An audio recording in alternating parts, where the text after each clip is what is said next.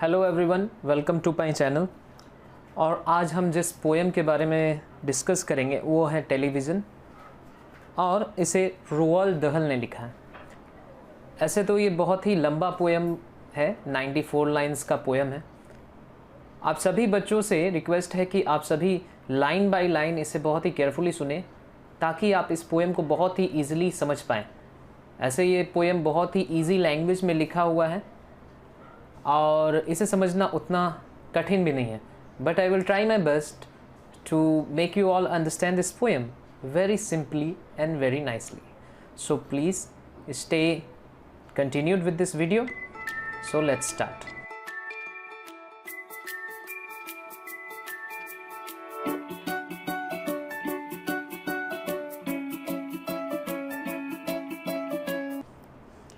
The most important thing we have learned so far as children are concerned is never let them near your television set. So इन 4 लाइनों में actually poet रोअल्ड दहल अपने Britain के वासियों से, actually it is not only just for Britain, but ये सभी parents से कह रहे हैं that the most important thing we have learn, who have learn means the parents and the poet himself, they have learned that so far as children are concerned, जितने भी बच्चों के संबंध में means in relation with the childrens, ये कहना चाह रहे हैं is never let them near your television sets, कि अपने बच्चों को कभी भी टेलीविजन सेट्स के सामने बैठने ना दें। ठीक है, क्यों? क्योंकि देखिए ये पोयम जब लिखा गया था वो था वर्ल्ड वॉर 2 के बाद, क्योंकि वर्ल्ड वॉर 2 में मिस्टर रोअल्ड दहल खुद भी एक वार वेटरन है, खुद भी एक सोल्जर रह चुके हैं, उस वार में उपस्थित थे और सीरिया में वे वुंडेड हो गए थे, तो इस वजह से उनको वॉलंटियरी रिटायरमेंट मिल गई। उसके बाद इन्होंने पोएम्स लिखना शुरू किया और वर्ल्ड वॉर 2 के जस्ट बाद हम सभी जानते हैं जिस तरीके से इंडस्ट्रियलाइजेशन का ग्रोथ होता है, तो टेलीविज़न का भी इन्वेंशन हुआ। ठीक है, टेलीविज़न पहले सेटअप जो अमेरिकन आर्मीज़ के लिए थी, अब वो पर्सनल यूजेस के लिए पूरे all over world, America, Britain, सभी जगह लगने लगे। तो ये बहुत ही ज़्यादा इम्पैक्ट करता है, आगे जाकर इन फ्यूचर बहुत ही ज़्यादा इम्पैक्ट पहुंचाता है, स्पेशली बच्चों को।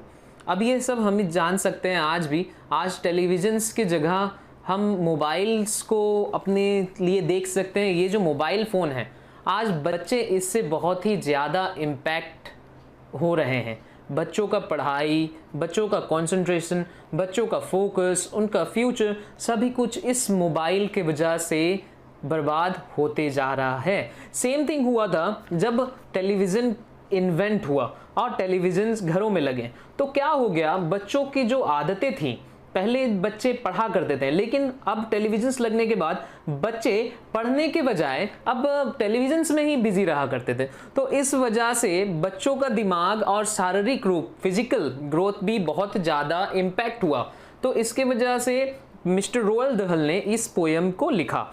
सो he says the most important thing we have learned, अभी तक जो हमें पता चल रहा है, for so far as children are concern in relation with the children is never. देखिए ये नेवर कैपिटल लेटर्स में लिखा हुआ है, तो ये नेवर का मतलब बहुत ही ज़्यादा फोकस्ड है कि एकदम 110% never let them near your television sets. तो बच्चों को कभी भी टेलीविजन सेट्स के आगे अकेले तो खासकर कभी भी ना बैठाएं। आज भी अगर देखें, मुझे याद है मेरे ये चश्मा, मेरे ये स्पेक्स की वजह एक्चुअली शायद टेलीविजन ही था, क्योंकि बचपन में मैं भी टेलीविजन को बहुत सामने से जाकर देखा करता था। तो ये आज भी हम देख सकते हैं, बच्चों के साथ नॉर्मल है। और better still just don't install the idiotic thing at all. So better still का मतलब एक बहुत ही निर्णायक फैसला हम लोग ले सकते हैं। एक सॉल्यूशन इसका क्या बताया जा रहा है, जस्ट डोंट इंस्टॉल। ये टेलीविजन सेट्स को अपने घर में लगाइए ही नहीं, क्योंकि the idiotic thing at all, और पोएट इस टेलीविजन सेट्स को कह रहे हैं idiotic thing, that means idiotic box. आज भी हम जानते हैं टेलीविजन सेट्स को इडियोटिक बॉक्स कहा जाता है। So we could say the idiotic thing at all, तो इसको कभी भी घरों में लगाना ही नहीं चाहिए। तो ये पोएट रिक्वेस्ट कर रहे हैं सभी पेरेंट्स से। Now in almost every house we have watched them gaping at the screen. अब एक इंसिडेंट के बारे में पोएट रोल्ड दहल बता रहे हैं। वो ब्रिटेन के एक घर में जाते हैं या फिर जहां भी वो जाते हैं तो बड़ा कमाल का एक बहुत ही अजीबोगरीब चीज़ उनके देखने को मिलता है। जिस भी घर में वो जाते हैं वो क्या देखते हैं, बच्चे जो हैं वहाँ स्क्रीन की तरफ कंटिन्यूअसली देखे जा रहे हैं। उन्हें इतना भी याद नहीं रहता कि कौन घर पे आ रहा है, कौन उनके बगल से गुजर रहा है, कौन उसके सामने खड़ा है। बच्चों को इससे कोई मतलब नहीं। तो ये हम इस लाइन से जान सकते हैं, we have watched them gaping at the screen. वे सभी जस्ट टीवीज को, टेलीविजन को कंटिन्यूअसली देखे जा रहे हैं। They loll and slop. Now अब बताएंगे कि जो बच्चे हैं वो किस तरीके से देख रहे हैं टेलीविजन को। वो भी एक कैरेक्टरिस्टिक से बड़ा कमाल के से इसको पोर्ट्रे किया गया है इस पोएम को रोल्ड दहल द्वारा। और वो कहते हैं दे लॉल एंड स्लॉप। वे सभी मुंह खोल के, हाँ, इस तरीके से मुंह खोल के और देखे जा रहे हैं, टीवियों को देखे जा रहे हैं। एंड लाउंज अबाउट, और जहां तहां गिरे पड़े हुए हैं। जैसे एक बहुत ही टायर्ड किसान होता है ना, पूरे दिन हल जोतने के बाद, पूरे दिन किसानी करने के बाद बहुत ही टायर्ड हो जाता है, या फिर एक फौजी पूरे दिन लड़ाई करने के बाद बहुत ही ज्यादा टायर्ड हो जाता है तो आकर वो कहीं भी सो जाता है। तो बस बच्चे आजकल बिना कुछ किए ही थक जा रहे हैं। वे जहां तहां जाकर बस पड़ जाते हैं और टीवियों को देखा करते हैं। They just lounge about anywhere and they start just gapping and watching that screen continuously. Now, last week in someone's place we saw a dozen eyeballs on the floor. अब देखिए यहाँ पे एक ह्यूमरस लाइन या फिर हम लोग humour को यहाँ पे इंट्रोड्यूस किया जा रहा है रोल्ड दहल द्वारा। और वो कहते हैं last week means last week, पिछले सप्ताह इन समवन्स प्लेस, ब्रिटेन में वो किसी के घर गए थे and he saw a dozen eyeballs on the floor. और उन्होंने क्या देखा, एक डजन आईबॉल्स। आईबॉल्स ये जो आंख की जो गोले हैं, ये dozen of eyeballs lying on the floor. तो हालांकि ऐसा तो होता नहीं है आईबॉल्स, एक्चुअली इसका लिटरेरी मीनिंग है that there are around 6 to 7 children just lying on the floor and they all were gaping, means सभी 6 और 7 बच्चे जमीन पर पड़े हुए हैं और टीवी को, टेलीविजन को कंटिन्यूअसली देखे जा रहे हैं। तो वो जो आई बॉल से ऐसे लग रहे थे जैसे ये सब अभी जस्ट अपने सॉकेट से, ऑर्बिट सॉकेट से निकल के बाहर आ जाएंगे, टुप इस तरीके से बाहर आ जाएंगे। Now moving for next, they sit and stare and stare and sit. और बच्चे क्या करते हैं, दे जस्ट कंटिन्यूअसली सिट, बैठे रहते हैं, दे स्टेयर और देखते रहते हैं, बैठते हैं देखते हैं, बैठते हैं देखते हैं, बैठते हैं देखते हैं, टीवी को देखे जा रहे हैं, देखे जा रहे हैं, देखे जा रहे हैं, until they are hypnotised by it. और कब तक देखते हैं, जब तक कि वो सभी सम्मोहित ना हो जाए। Hypnotised mean they are completely controlled by the television. Hypnotised हो जाते हैं, उनके दिमाग पूरे तरीके से वश में हो जाता है, it's been controlled by the television until they are absolutely drunk. और वो ऐसा समीप, ऐसा प्रतिभास होता है कि सभी बच्चे कुछ नशीले पदार्थ को लेकर हैं। सिंबॉलिक मीनिंग है, समझिएगा बात को। This television is actually a very much kind of an इफ्योरेटिक।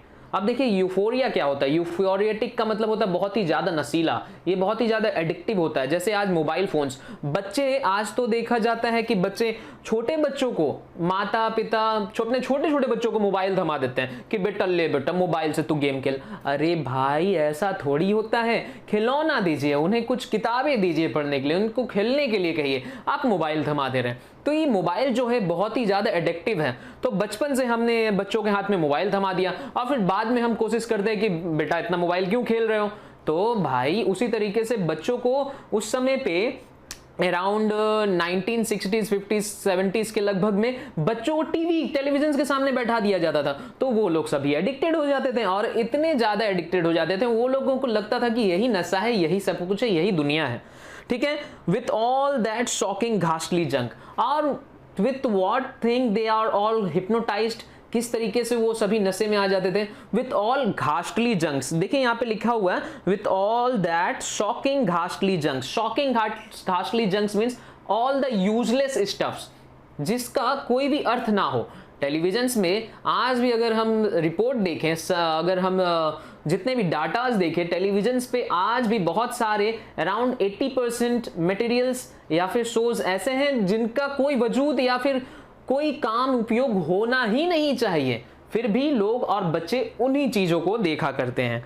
Now moving further, oh yes we know it's keep them still. अब देखिए यहाँ पे पोएट एक और बात बता रहे हैं, एक और सेंटेंस बोल रहे हैं, oh yes we know it keeps them still. वो जानते हैं, सभी जानता है कि वो बच्चों को स्टिल रखता है। जैसे मोबाइल आज बच्चों को दे देते हैं तो बच्चे क्या करते हैं, बड़ों को तंग नहीं करते हैं। तो उसी तरीके से बच्चों को जब टीवी के सामने बैठा दिया जाता है, टेलीविजन के सामने, तो बच्चे दूसरों को तंग नहीं करते हैं, कीप देम स्टिल, उन्हें शांत रखते हैं। They don't climb out the window सिल, और वो बच्चे खिड़कियों पे नहीं चढ़ाएंगे। अगर वो टेलीविजन में बिजी रहेंगे तो वो खिड़की पे कैसे चढ़ेंगे? तो माता पिता जानबूझकर उन्हें खिड़कियों के से बचाने के लिए, खिड़कियों पर चढ़ने नहीं देने के लिए टेलीविजन के सामने रख देते थे, तो वो लोग कंटिन्यूअसली टेलीविजन देखा करते थे एकदम इस तरीके से। दे नेवर फाइट और किक और पंच। दिस टेलीविजन, सब जानते हैं कि ये जो टेलीविजन है, ये इसकी वजह से वो कभी आपस में लड़ते नहीं है। अगर दो बच्चे हैं, टेलीविजन के सामने रख दीजिए, वो आपस में लड़ना छोड़ के टेलीविजन देखेंगे और किक नहीं करेंगे और पंच नहीं करेंगे एक दूसरे को। They leave you free to cook the lunch, और जो पेरेंट्स होते हैं वो फ्री हो जाते हैं अपने लंच को पकाने के लिए, ठीक है। And wash the dishes in the sink, और माताएं जो हैं या फिर गार्जियंस जो हैं वो अपने बर्तनों को या फिर और भी कोरस है, हाउस होल्ड कोरसेस को करने के लिए फ्री हो जाते हैं और सिंक्स में जाके अपने बर्तन धो सकते हैं। सिंक क्या होता है? सिंक एक्चुअली बेसिन, जिसमें बर्तन धोया जाता है। But did you ever stop to think, लेकिन अब आ रहा है क्वेश्चन। अब पोएट कह रहा है कि क्या आपने कभी भी रुक कर ये सोचा है? But did you ever stop and think to wonder just exactly what this does to your beloved thought, कि एक्चुअल में, असलियत में क्या हो रहा है आपके बच्चों के साथ, आप क्या कर रहे हैं अपने खुद के बच्चों के साथ। Does this to your beloved thought, जिसे आप इतना प्यार करते हैं। बिलवेड थॉट्स मीन्स जिसे आप प्यार करते हैं, जो बच्चों को आप प्यार करते हैं। क्या आप कभी सोच सकते हैं कि उनके दिमाग पे, उनके मस्तिष्क पर ये क्या प्रभाव डाल रहा है? और अब क्या प्रभाव है, इसको आगे पोएट खुद बताते हैं बड़े ही कमाल तरीके से। देखिए ये पूरे तरीके से कैपिटल लेटर में लिखा हुआ है। इसका मतलब कि जो रीडर्स हैं, हम सब इसे बहुत ही फोकस करके, बहुत ही प्रेशराइज करके पढ़ें।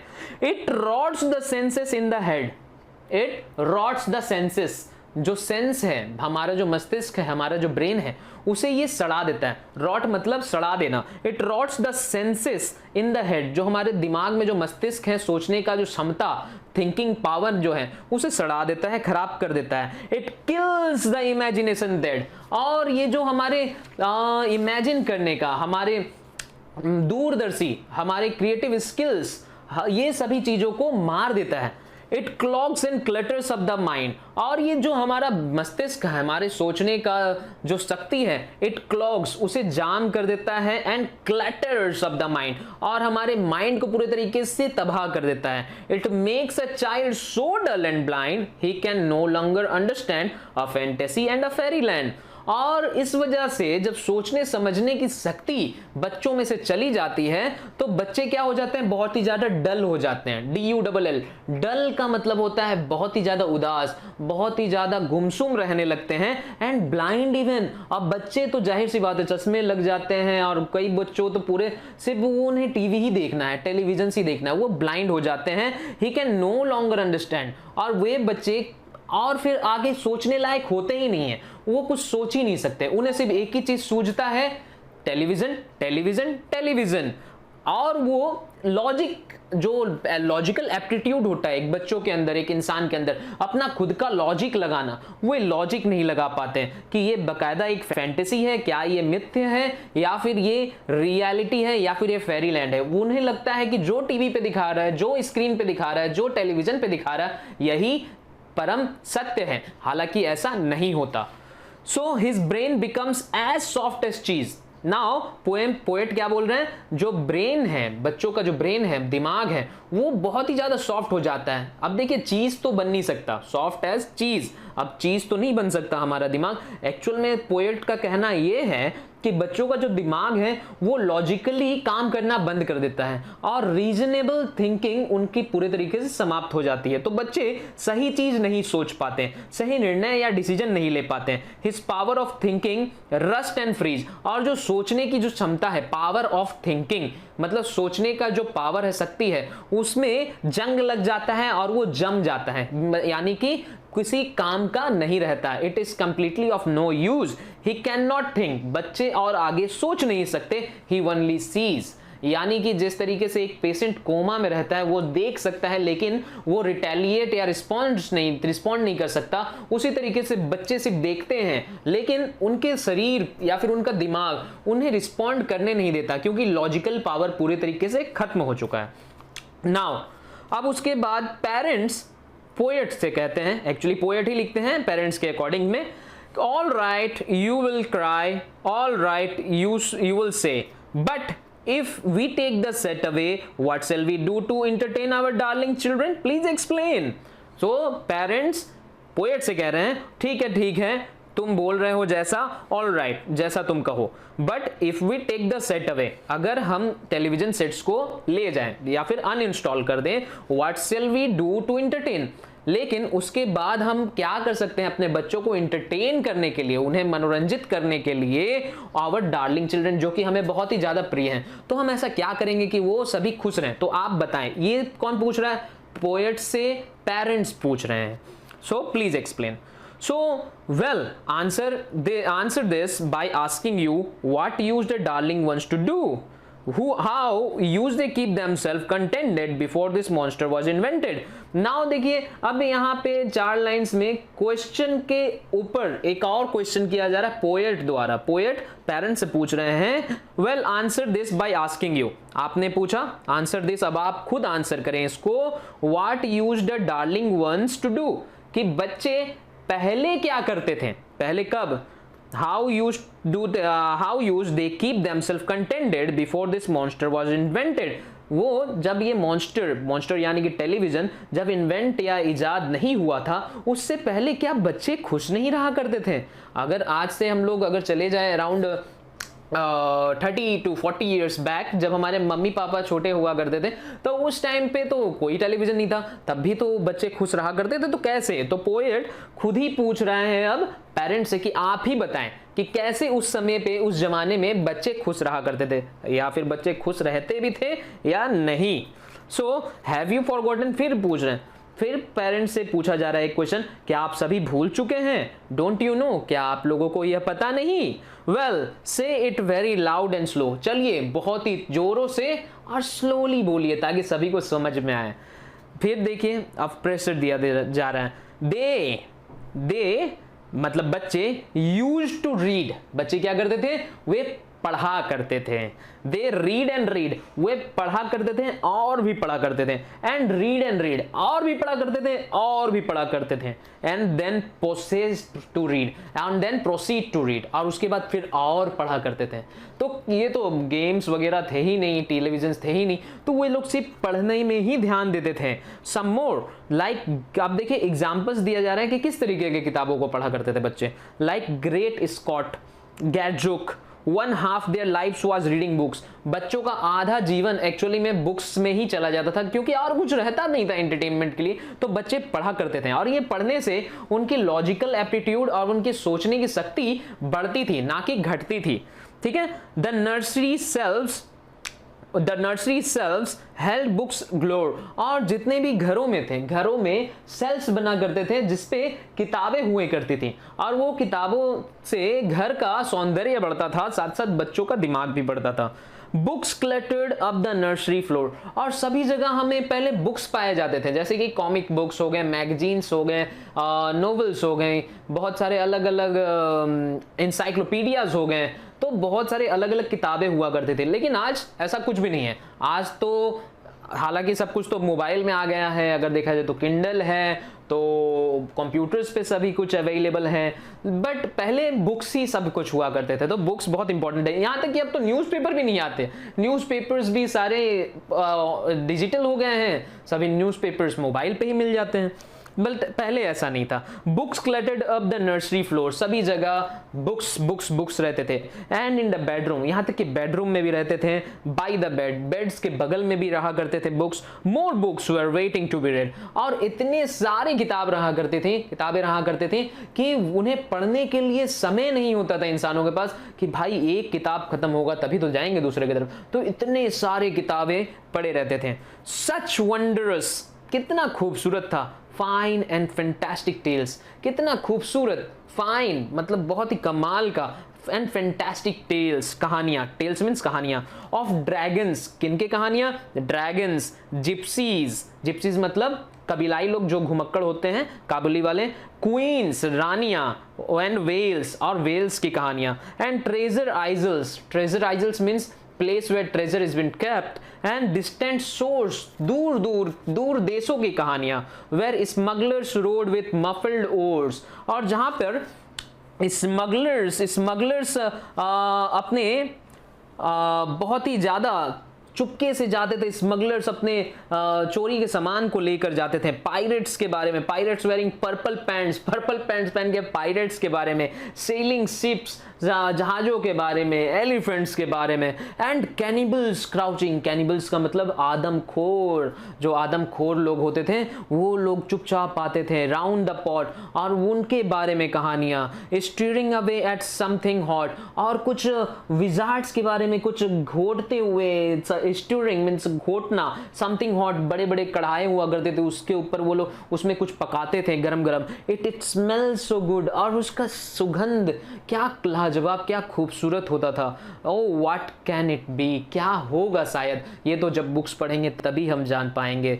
गुड ग्रेसियस इट्स पेनेलोप, और उसमें क्या रहता था, उसमें पेनेलोप रहा करता था। The younger ones had Beatrix Potter, छोटे बच्चों के लिए स्पेशली बेट्रिक्स पॉटर्स की किताब, Beatrix Potter is actually she was one of the legendary writers for the children books. She is the inventor, or we could say she is the main artist who created scary creatures like Peter Rabbit. So ये Peter Rabbit का कहानियां और जितने भी scary creatures जो animal कहानियां होते हैं, जो एनिमल्स बात करते हैं, वो सभी बेट्रिक्स पॉटर्स ने लिखा। And with Mr. Todd the Dirty Daughter and Squirrel Nutkin, Pigling Planned and Mrs. Tiggy Wiggle and Just How the Camel Got His Hump, और बहुत सारे साइंटिफिक बुक्स भी हुआ करती थी जिससे हमें पता चलता था, इंफॉर्मेटिव बुक्स की कैसे ऊंटों के ऊपर हम्प आता है, तो ये तो हम लोगों ने पढ़ा ही होगा कि ऊंटों के ऊपर हम्प क्यों होता है। So and how the monkey lost his mump, okay mump ये जो होते हैं पंप, सॉरी रम्प, तो रम्प्स कैसे मंकियों का खत्म हो गया, तो ये मैमल्स के अंदर रम्स रहा करते थे, तो वो कैसे गायब हो गए मंकीज में, राइट। उसके बाद and mister Toad and bless my soul, there's mister Rat and mister Mole, तो बहुत सारी और भी कहानियों का किताब है, जैसे मिस्टर रैट जिसमें रहे, मिस्टर मोल जिसमें रहे, मोल मीन्स चुंदर। Oh books, what books they used to know, तो पहले बच्चों के पास बहुत सारी किताबें हुआ करती थी, बहुत सारी दोस्तों, बहुत सारी। Okay now those children living long ago, लेकिन वो जो बच्चे थे वो बहुत ही पहले बहुत शुरू में रहा करते थे, आजकल तो ऐसे बच्चों का मिलना ही असंभव हो गया। So please, oh please, we beg we pray, oh please we pray we beg, go throw your TV sets away, तो पोएट कह रहे हैं कि जाइए और जाकर, मैं आपसे निवेदन करता हूं, जाकर अपने टीवीज को, टेलीविजन को फेंक दीजिए बकायदा, sets away, and in its place you can install a lovely book shelf on the wall, और उसके जगह पे ना आप जाकर एक बहुत ही प्यारा सा बुक सेल्फ, किताबों का सेल्फ लगा दीजिए, बहुत ही प्यारा सा क्यूट लगता है अपने दीवालों पे लगाने में।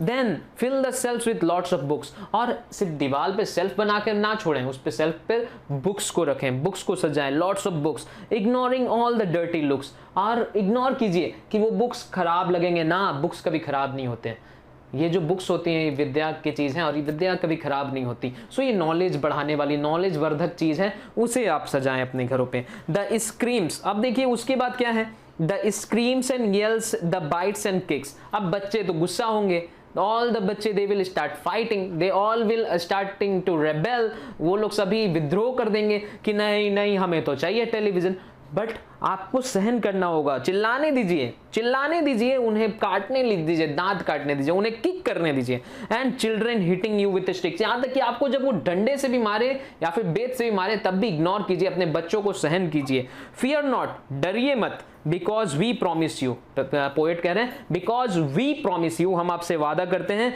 That in about a week और टू, कि सप्ते 2 सप्ते में, of having nothing else to do, जब कुछ भी नहीं रह जाएगा, कुछ भी नहीं बचा रहेगा करने के लिए, चाहिए, तब क्या होगा? They will now begin to feel the need of having something to read, और अब उनके मन में आएगा, अब तलब आएगा कि यार अब तो कुछ नहीं है, कैसे अपने आप को एंटरटेन करें। तो जब कुछ नहीं रहेगा तब कौन काम आएगा? वही बुक्स। उन बुक्स के सहारे ही वे अपने आप को एंटरटेन करेंगे। तब टेलीविजन नहीं देखेंगे, वे बुक्स पढ़ेंगे। एंड वंस दे स्टार्ट, और एक बार सिर्फ एक बार, once they start, oh boy क्या बात है, you watch the slowly growing joy, कि कैसे आस्ते आस्ते धीमे धीमे बच्चों के अंदर वो मजा आएगा, बच्चों के अंदर वो चाहत बढ़ता जाएगा। ठीक है, देखिएगा स्लोली स्लोली ग्रो होगा, दैट फिल्स देयर हार्ट, और उनके दिलों में ये लुभावनापन, ये लस्ट बैठ जाएगा कि हमें पढ़ना है, किताब पढ़ना है। They will grow so keen means they will be very much interested in reading books. वे लोग सिर्फ रीड करेंगे। They will wonder what's they had ever seen, और वो लोग खुद सोचेंगे, बच्चे खुद सोचने पे बेबस हो जाएंगी कि आज तक उन लोगों से यह चीज कैसे छूटी रह गई। आज तक तो वो टेलीविजन देखते थे, लेकिन आज तक ये कैसे छूट गई। So it that ridiculous machine, और ये किस वजह से? सिर्फ उस रेडिकुलस मशीन, वो जो था टेलीविजन सेट, सिर्फ उसके लिए। देखो विल वंडर कि आज तक कैसे छूट गया ये चीज, क्यों? क्योंकि जस्ट इस टेलीविजन सेट की वजह से, इस टेलीविजन की वजह से ये इतने सालों तक इस चीज से वंचित रहे। They are not acquainted with such a great thing means books, आज तक उन्हें बुक्स दिखा ही नहीं। That's now staying foul unclean, और अब वो सब कहेंगे कि that is a disgust thing, और उन्हें अब अजीब लगेगा कि that was disgusting thing, foul बहुत ही गंदा था, अनक्लीन था, रिपल्सिव टेलीविजन स्क्रीन बहुत ही बेकार सा चीज, रिपल्सिव स्क्रीन था, वो हमारे दिमागों को खराब किया। And later each and every kid, और आस्ते आस्ते जाकर सभी, हर एक बच्चा will love you more for what you did. आप सभी पेरेंट्स से मैं कह रहा हूं, सभी बच्चे आप सभी को प्यार करने लगेंगे कि आप लोगों ने उनके लिए, उनके जिंदगी के लिए क्या किया। सो ये रहा पूरा का पूरा पोएम।